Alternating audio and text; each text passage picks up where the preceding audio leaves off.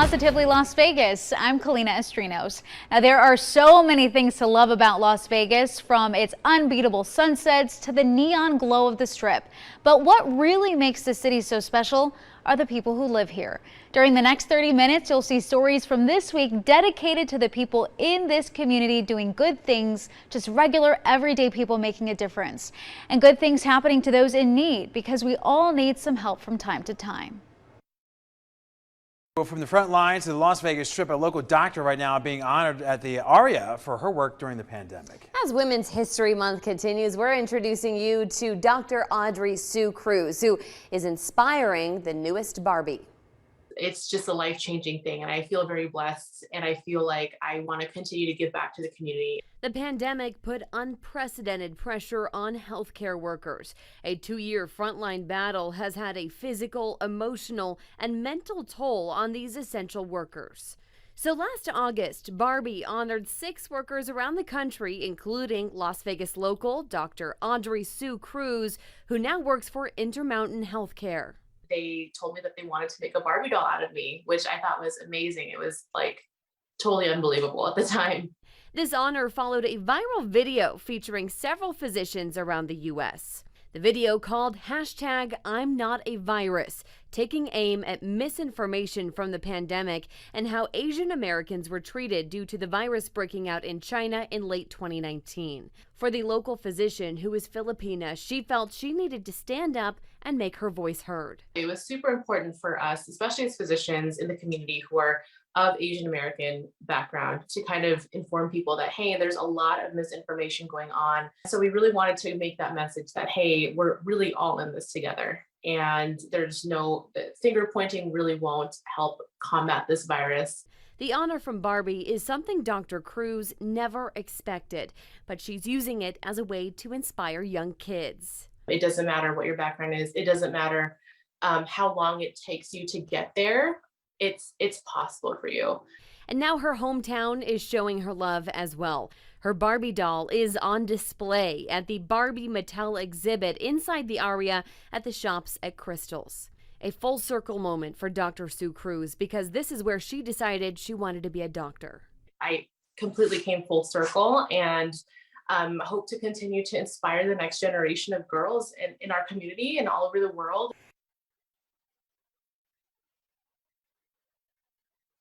And Dr. Sue Cruz tells us she also filmed a segment on Barbie's YouTube page where women with different careers were highlighted, including astronauts and skateboarders, and of course, doctors. Really cool, inspiring story. Yeah, we're talking about really just how Barbie has sort of changed its image from where it was, 10, 20 years ago, right? Yeah. It was sort of the antithesis of this, now highlighting women in all kinds of fields from all different kinds of backgrounds. It's great to see it. Absolutely. The world's been a rough place for kids over the last couple of years, and here at Legacy Traditional, that resulted in tomorrow's big stars temporarily being barred from the stage. Well, not anymore. Now, they're once again bringing joy to an audience. Director Michael Erickson delicately applies facial hair to young Mariah Archuleta. Around them, barely controlled chaos. It's mostly comprised of panicking and running around. As elementary and middle school students prepare for this. A very special performance of Oliver Jr., the first play they've been able to perform since the beginning of the pandemic. It was rough. It was very rough. Eric says the pandemic took the light out of many students' lives, tucked them away for months on end, and kept them from things they love like performance. We couldn't put on a production. There's still a virus going around. So it took a piece of me, and it kind of kept it there and said, you can wait. Erickson says the kids have worked so hard to get here, 3 days a week since September, with maybe a few extra hours tossed in here and there. I may have gone a couple hours over our final rehearsal, and possibly have got a couple emails from parents saying, where's my kid? But the payoff, he says, is oh so worth it, emerging from a dark couple of years to spread joy from the stage. I like to, as I'm looking at these kids, I like to guide these kids towards celebrating positivity, celebrating ensemble and life. And jumping off the Strat, all for a great cause. Over the weekend, the Strat Hotel and Casino in Skypod raised over $12,000 after hosting its first ever Sky Jump for a Cure charitable event to raise money for the Leukemia and Lymphoma Society. 108 participants took the plunge from Sky Jump. The intent of every item at Karma and Luck is bringing people together with things like this Tree of Life. And owner Vladdy Bergman says that as his family flees Russian aggression in Ukraine, he can't just sit back and do nothing. Glittering stones and cultural symbols, peace and tranquility. Slava Ukraini! A far cry from the bomb-scarred lands of Ukraine, where Karma and Luck owner Vladdy Bergman's family is fleeing a steady Russian advance. Unfortunately, they had to leave their houses. And a week ago, they were trying to move to the Polish border, and they are staying right now there. They cannot leave the country as well because the men cannot leave. This Las Vegan was born in the now decimated city of Kharkiv. Here he is sitting with his cousin decades ago.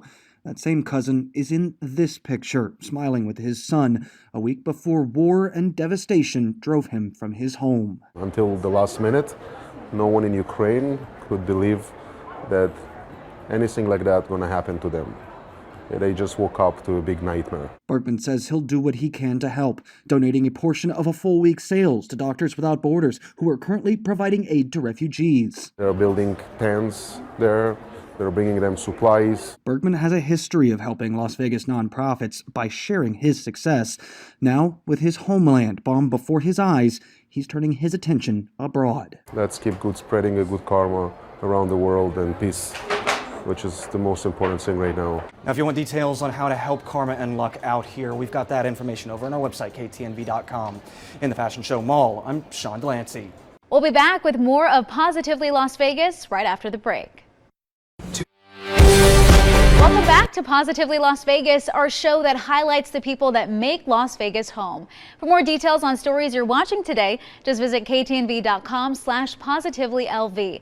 And if you know someone with a story that should be featured on this show, just reach out to us. Email positivelylv@ktnv.com. We love to hear your stories.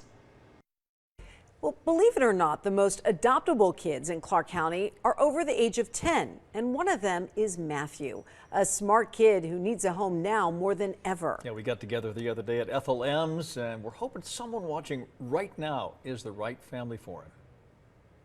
Have you seen those lizards that eat those 11-year-old Matthew thought the Ethel M. Chocolate's desert demonstration garden was nice and all, but he eventually got around to asking where the chocolate was, which quickly landed us in Ethel M's tasting room and their chocolate factory. But it's a lot to do with how your taste is. Matthew doesn't miss a thing. He's very observant and active. He likes sports. Football, basketball, sometimes baseball. And he's sociable too. I'd probably go out to eat, to go probably to the movies or something. I think he would do great in a home with two parents, a really strong male father figure who's just super active and can be really encouraging and just get him really involved in a ton of sports. He just hasn't had the opportunity to do a lot of that stuff. I think he would flourish in a home that was really active. Matthew is also thoughtful and considerate. I asked him what he'd do if he all of a sudden had $1 million. Here's his answer. I give half of it to my sister and my family. Wow. And then the other half? I would just probably spend it on college or something. When you asked him what he would do with $1 million, he said he'd give it to his sister. He just loves his sister so much. That's just him. He's caring. He puts others before himself. What it comes down to with Matthew is he just needs a chance at a forever family. And I just wish someone would watch and just be compelled to at least learn about him, because I think kids like Matthew, especially at his age, with a long history in foster care, they're just not given the opportunity to be heard. Just wants to be heard. Now, you heard Liz there mention that Matthew has a sister, and she's close to being adopted, so it's been tough for him to understand why not him too. If you'd like to inquire about adopting Matthew, call our Wednesday's Child partners, Raise the Future, at 702-436-6335. By the way, Wednesday's Child is sponsored by the Children's Foundation of Las Vegas, formerly known as the CASA Foundation. We'll be back with more of Positively Las Vegas right after the break.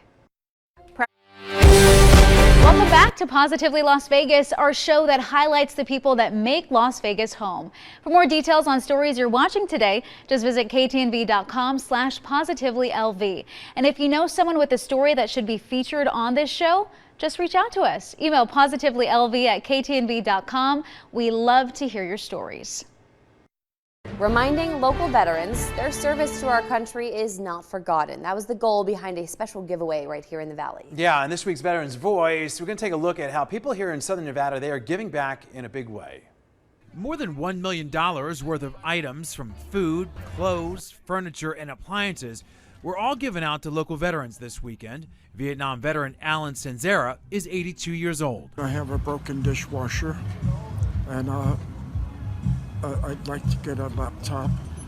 I want to get the veterans off the street into homes, and I want them to get the care they deserve. Senzera and other veterans gathered at the International Church of Las Vegas near Durango and Summerlin Parkway on Saturday. About 1,000 veterans were expected to attend. These are the best of the best Americans that exist. Peter Polivos is the chairman of Voice of the Veteran, which teamed up with City Serve Nevada for the event. We understand the incredible sacrifices that service members and veterans give. So this is our way of thanking them for their service and their sacrifices. Don Lacoste came here to help serve food and to also socialize with fellow veterans. I guess we just want a voice. We just want to be heard. So if at these events we can be heard, get the things that we need mentally, physically, I think we'll be okay.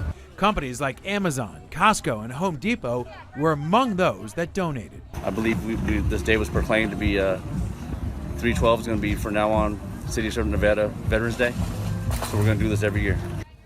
Yeah, that turnout was larger than they were expecting, talking about 1,000 veterans, about $1 million raised there. So that's why hopefully this will be an annual event right here in the Valley. Hope to see it. Yeah, it's good to see. Nevada Blind Children's Foundation taking kids to the -5 ice experience over at Mandalay Bay. And 15 students between 5 to 19 from the foundation took part.